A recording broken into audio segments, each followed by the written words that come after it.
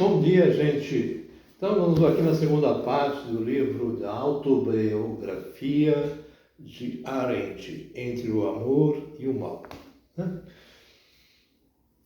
Então, como já disse na primeira parte, Arendt tentava lutar contra estados totalitários, contra ditaduras. Eu vejo muitas histórias sobre o que aconteceu no Brasil. Então, eu queria dar uma narrativa aqui para vocês entenderem a coisa de uma outra maneira. Depois vocês podem ler vários livros, procurar o que eu estou dizendo aqui, para comprovar se é verdade ou não, porque há muita desinformação. Então, vamos à minha narrativa. Então, houve uma época no Brasil em que muitas pessoas se formavam e não conseguiam emprego. Então elas ficavam soltas na sociedade, muitas vezes influenciados por seus professores, que muitas vezes tinham uma aproximação maior com o regime marxista, mais próximo a Cuba. E desde que os alunos consideram sempre os seus professores heróis, eles começaram a se entrevar, da influência desses professores. Aí no Brasil aconteceu uma coisa inédita, que nunca aconteceu antes. Começaram a haver assaltos a bancos, começaram a haver ônibus sendo queimados no centro de São Paulo, coquetéis Molotov sendo jogados nas lojas, sequestro de autoridades e outras coisas, mas isso nunca tinha acontecido no Brasil. Então, quando isso aconteceu, a população viu isso de forma assustadora, não sabia o que estava acontecendo e exigia dos seus representantes uma posição em relação a isso. O Brasil buscou uma solução a isso perguntando para os Estados Unidos da América, que, de certo modo, era um aliado e devia muitas coisas ao Brasil. E aí foi a situação terrível que aconteceu. Na época, quem governava os Estados Unidos era John Kennedy, JFK, como é conhecido. E John Kennedy orientou a CIA para treinar militares brasileiros em práticas de tortura e financiou e orientou a imposição de um regime ditatorial no Brasil, certo? Quando isso aconteceu, houve primeiro a privação dos direitos. Foi dada carta branca a essas pessoas, que não passavam de 50 pessoas que aterrorizavam o país. E elas mesmas não se comunicavam entre si. Elas mesmas brigavam entre si, e espalharam o terror. Quando se deu a carta branca, quando não havia mais direito no Brasil, deu a carta branca a essas pessoas que eram pessoas que foram treinadas pelos próprios americanos para se tornarem monstros absolutamente isentos de qualquer humanidade, E muitas dessas pessoas eram inteligentes, como o delegado Fleury em São Paulo, que tentaram destrinchar toda aquela organização e destruir toda aquela organização sobre a venda completa e total de qualquer lei, qualquer justiça. Esse grupo entrou no controle do nosso país, esse grupo pequeno de pessoas, E eles assustavam, aterrorizavam a todos. Então, o que existia no Brasil era uma enorme noção de medo. Todo mundo tinha medo. E o medo era constante. De repente, você tinha um professor, o professor desaparecia. Você tinha um amigo, o seu amigo desaparecia. E os policiais abusavam do seu poder, falando, aquela menina está usando jeans, é razão para prender. Aquele garoto está usando um boné, sei lá, de alguém, então vamos prender aquela pessoa. Não havia nenhuma noção de justiça e de direito. E principalmente esses grupos, muitas vezes, iam nas portas dos quartéis, né, e batiam na porta. Olha, temos denúncia que existe um comunista aí, temos denúncia que existe a bomba aí. E eles faziam isso de pirra. E os quartéis, qual é a reação dos quartéis? Na época não tinha comunicação, era basicamente rádio e o telefone fixo. Então as pessoas estavam ligando para alguém, tentavam buscar aconselho, todos assustados. Então, o nível de medo que existia no Brasil não era apenas entre a população, era também entre os militares, que se mantinham em silêncio, acovardados diante da fúria assassina de uns poucos pilantras mau caráteres, né? E que eram apoiados terrivelmente, o pior de tudo, pelos Estados Unidos da América e pela sua organização de inteligência, né? Aos poucos, as pessoas que estavam aqui, né, essas pessoas, né, começaram a distanciar-se dos americanos e começaram a tentar uma comunicação com as pessoas ricas do nosso país, né? E esse distanciamento ocorreu até a época de Geisel, né? Quando Geisel se tornou presidente, os americanos falaram: agora a gente vai controlar a situação melhor, porque ele é mais capaz de conversar com a gente. Então deram dinheiro para o Geisel. O Geisel queria fazer o quê? Uma usina nuclear no Brasil. Sabe a situação em que nós estávamos, né? E a ideia dos americanos: a gente dá dinheiro para vocês contratam uma empresa americana para fazer a usina nuclear e o dinheiro vai voltar para os americanos, né? E aí voltar para os americanos mais a dívida. Só que o Geisel fez diferente, ele pegou o dinheiro dos americanos e contratou uma empresa da Alemanha. Por quê? Já havia vários planos, né? Mas esse projeto da Alemanha tinha uma cláusula secreta que faria que o Brasil desenvolvesse uma arma nuclear, uma bomba nuclear. Ou seja, parece uma história de 007, né? Uma coisa totalmente... Mas é o que aconteceu. Os americanos ficaram aterrorizados diante a essa posição de tanto a Alemanha quanto o Brasil terem armas nucleares, né? E começaram, então, em vez de financiar a ditadura no Brasil, financiar organizações que tentassem acabar com a ditadura no Brasil. No momento em que o nosso presidente, primeira vez entrou no comando do país, o Lula, o que ele fez? Ele abriu as portas de todos os segredos militares brasileiros para os americanos. Os americanos foram visitar as usinas nucleares, foram visitar todas as tecnologias e exigiram no Brasil que destruísse um poço que existia lá na Amazônia, onde se fazia testes com explosivos, inclusive possivelmente os futuros explosivos nucleares, não é? Então, você vê que essa é a real história da ditadura no Brasil. Não é que os colegas, os militares se uniram contra isso. Não, foi uma completa barbárie, uma completa incapacidade de organização. Todos se achavam donos do Brasil e um entrava em conflito com o outro, criando uma situação insustentável. Por isso, mesmo nos dias de hoje, é muito difícil que os militares entrem novamente nessa roubada, né? Porque é realmente uma roubada.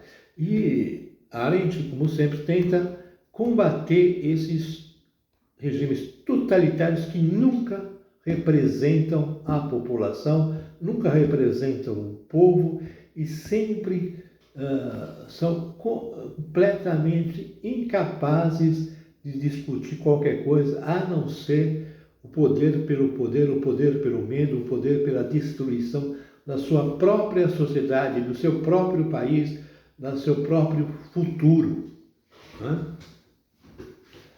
Bem, dito isso, então vamos continuar aqui. Eu acho que na primeira parte, eu cheguei à página 116, né? Quando Arendt era tirada da Europa, como os ucranianos são tirados da Ucrânia, como os venezuelanos são tirados da Venezuela e ficam sem lar, sem lugar para ficar, ficam perdidos em uma situação de total e completo desespero.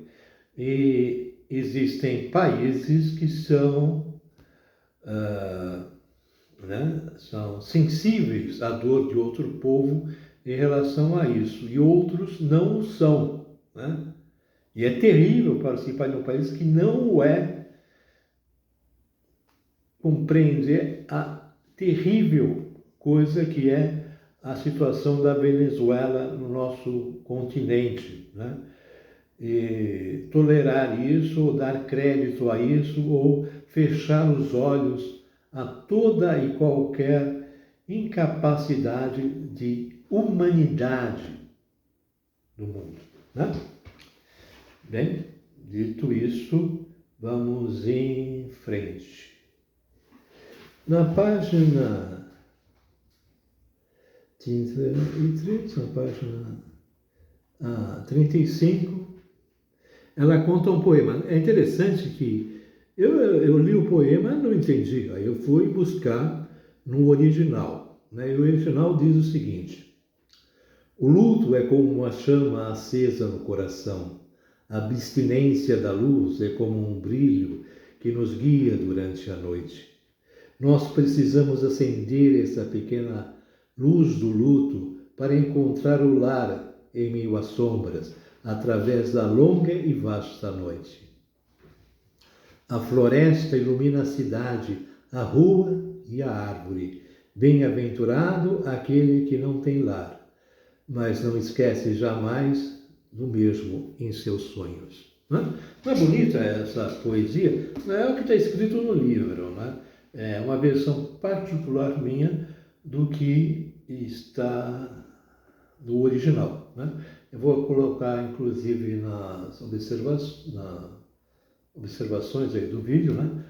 Para vocês lerem e compararem as duas versões, não é? Aqui é interessante que, como toda poesia, existem muitas interpretações. Aqui ela fala que a floresta ilumina a cidade, a rua e a árvore, né? Isso é profundo, muito forte isso, né? Porque a floresta representa, você tem duas interpretações dessa frase, né? Ou então a floresta representa a selvageria que invadiu a cidade ou a humanidade, assim, a selvageria que invadiu a rua, ou nossos rumos, as nossas vidas, né? A rua é o caminho em que andamos, né? E a árvore é a raiz ao qual fincamos os nossos alicerces, né? As nossas fundações, a nossa ancestralidade, todas essas raízes foram quebradas, cortadas diariamente naquele momento, né? Uma outra interpretação é que não existe mais luz na humanidade, não existe mais luz nos caminhos que nós andamos, não existe mais luz em nossas próprias raízes, né? A única luz é a luz da floresta. A gente tem que ir desbravar na floresta, no desconhecido, no selvagem, para encontrar uma razão de subsistência, né? Então, existem duas interpretações, mas mostra o sentimento que está por detrás desse poema. E é muito interessante, eu gosto muito disso, né? O humano nos impressiona acima de tudo, né? Então, depois disso, né, ela fala sobre o fim da guerra, né? Então, né, sobre na parte 17 dos direitos humanos, né? O direito de ter direitos, o direito de cada indivíduo de pertencer à humanidade deveria ser garantido pela própria humanidade, né? Então, né, nós como mundo, como participantes desse mundo, devemos exigir que todas as pessoas tivessem direito, né? Porque quando não existe direito, abre a possibilidade de barbárie, né? Onde não existe direito, existe a barbárie, Depois da barbárie existe a cassação dos deputados, e os deputados são a voz de um povo, e os senadores também, você silencia a voz do povo, isso é muito complicado, né? E depois você caça a liberdade da imprensa, você destrói toda a capacidade de uma possível reação social ao inaceitável, né? Aqui na página 135, né? O poema está na página 125, né? Essa aqui é a página 135. Ela optou por se concentrar na autoconsciência, aderindo à tradição platônica e aristotélica, né?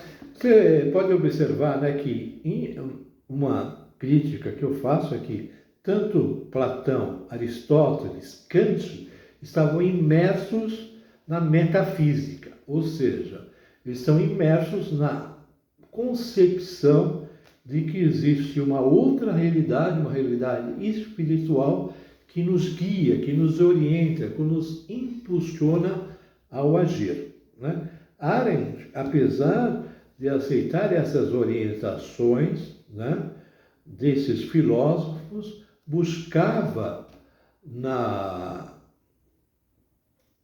mente, no consciente humano, no subconsciente humano, na forma de determinação de nas nossas ações, de forma a criar um mundo novo e não aceitar a dogmas impostos, né, como uma forma de liberdade e autoconsciência.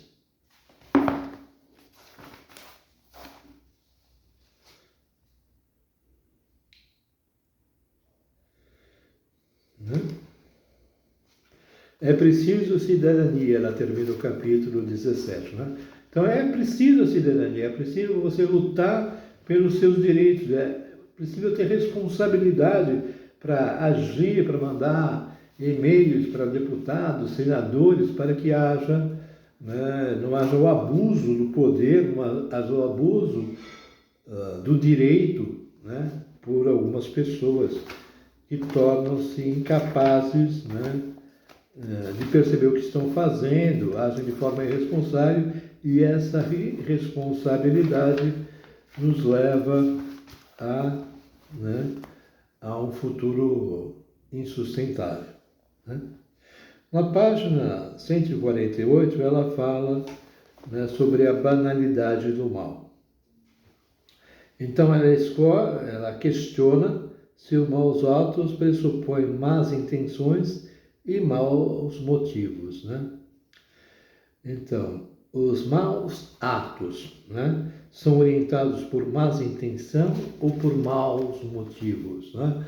É uma questão muito significativa, né? Não dá para responder aqui num único vídeo, né? Mas é uma coisa que acontece no nosso país nos dias de hoje, né? E você tem que tomar consciência disso, tem que agir, tem que lutar para que o pior não venha a acontecer, né? Então, né, aqui ela diz tudo na página 149. No fundo, sua crítica é a consciência de assumir responsabilidades. Nós temos que ser responsáveis. Não podemos deixar Deus dará que a coisa chegue a uma situação insensata,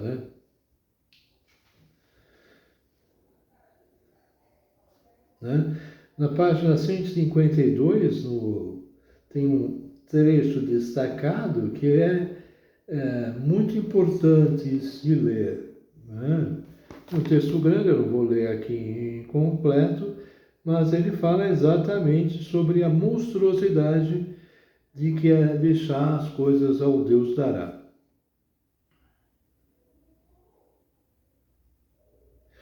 Certo? Aqui na página 53 ela diz: seres humanos com uma infeliz tendência de seguir a lei da menor resistência, bloquear a voz da consciência e fazer o que o mundo faz diante da normalização, da exclusão, da perseguição e dos extermínios, né? Aquela fala dos judeus, mas a gente pode falar dos venezuelanos, podemos falar dos ucranianos, né? Ficar calmo. Os que protestam, que ouvem a sua consciência, foram muito poucos. Então é sempre assim. São muitos os poucos aqueles que querem agir contra uma tendência, né, uma maré que é levada por um partido político que tenta tirar a liberdade do povo brasileiro. E do outro lado também tem um dos malucos lá que querem um golpe, né? Então nós não podemos ficar cegos diante disso, né? E basicamente, na página 156 fala outro trecho grande sobre a responsabilidade, né? Arendt era responsável, até que, já que não tem muito tempo, não tem bastante tempo já foi. Então eu acho interessante você ler esse segundo trecho da Arendt e ver que existe a responsabilidade. O amor e a fidelidade. Aqui é muito interessante, né, ver que Arendt nunca foi abandonada por seus amigos. Sempre houve a amizade em sua vida. É muito importante haver humor, haver amizade, haver pessoas que são capazes de rir do nosso dia a dia, do nosso cotidiano, né, e trazer uma alegria e esperança para a nossa vida. Né? O perdão, né? Aqui já podemos propor alguma opinião, né? O perdão é importante, é indispensável, né? Por exemplo, uma criança perdoa com uma facilidade enorme e esquece a situação, esquece o trauma que aconteceu, simplesmente perdoa.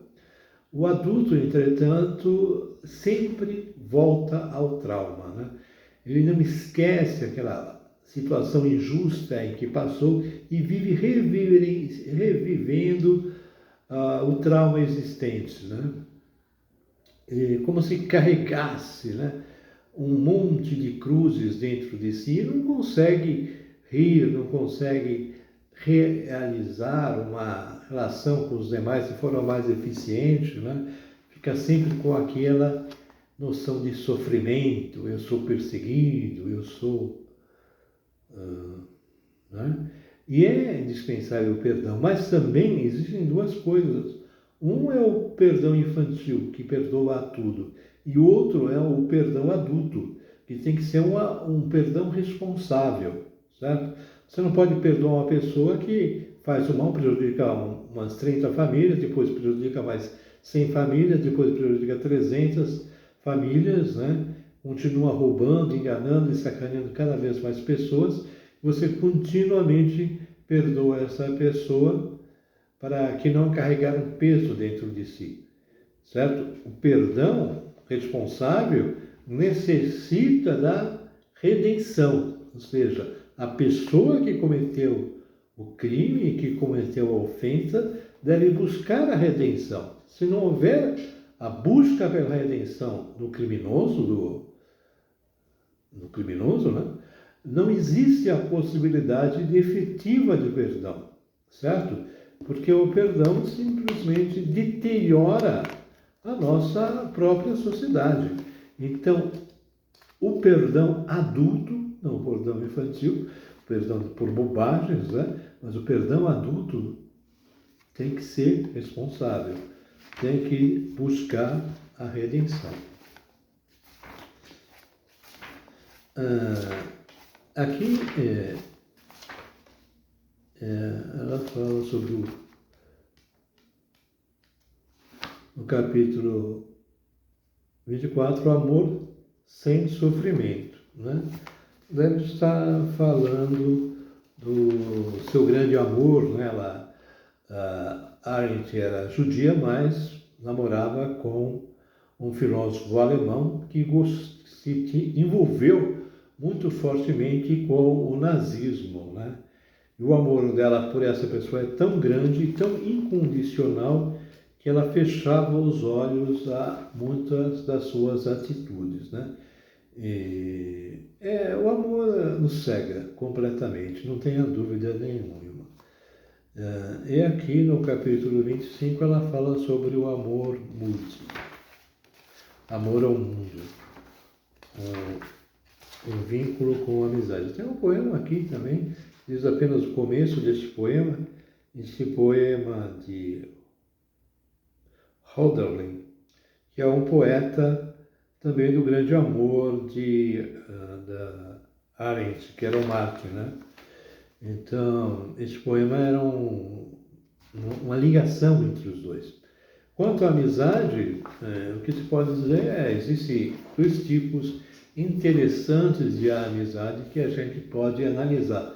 Uma é de Alexandre Dumas, né, o francês, que escreveu Os Três Mosqueteiros, né? Mostra um vínculo de amizade muito curioso e interessante. E outro que é mais próximo a Arendt é Virginia Woolf, em As Ondas do Tempo, né?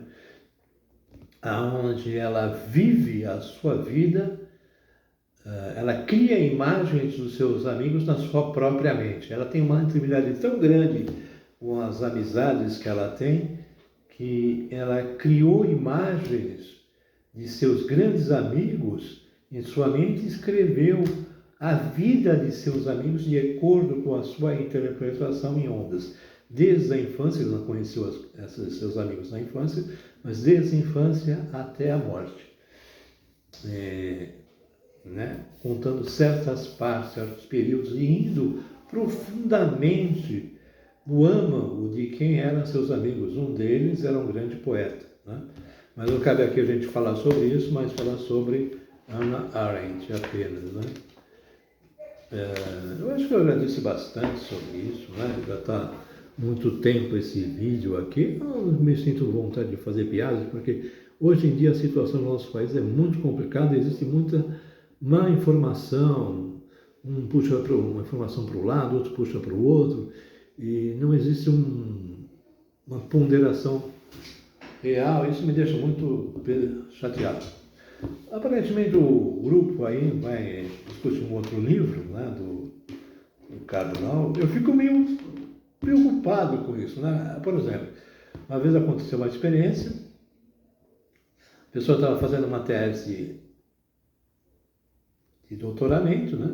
E reuniu as pessoas, falando, não, queria que vocês lessem a tese e me ajudassem, né? Visse algum problema. Aí todo mundo falou que estava bom, até que um sujeito, né, pegou falando assim, olha, aqui na página tal tem esse problema, na página tal tem aquele problema. Aí todo mundo ficou espantado. E o cara que foi o autor da tese ficava furioso, né? A cada palavra que a pessoa diz. Ó, aqui tem erro na fórmula, tem até erro em fórmula. O cara tentava ajudar de todas as maneiras aquela pessoa, né?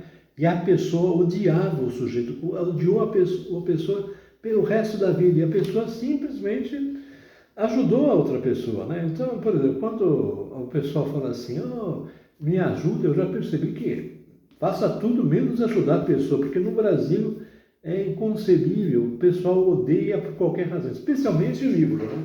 Se a pessoa escrever um livro e você fala alguma coisa sobre o livro que a pessoa escreveu, né? É como se falasse mal do próprio filho da pessoa, né?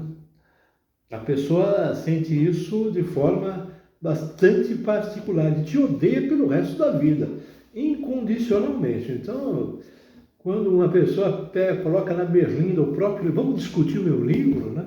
É melhor ficar em silêncio, não falar nada, porque se você falar alguma coisa, a pessoa te odeia pelo resto da vida. A pessoa podia crescer, podia desenvolver. Os Estados Unidos têm uma outra filosofia, tem uma outra forma de ser. Todo mundo tenta se ajudar. Aqui, se você ajudar outra pessoa, a pessoa te destrói, odeia você pelo resto da vida. Então, eu não vou comentar esse livro, não. Não sou louco de maneira nenhuma. Então tá, tchau. Um beijão para vocês, até a próxima.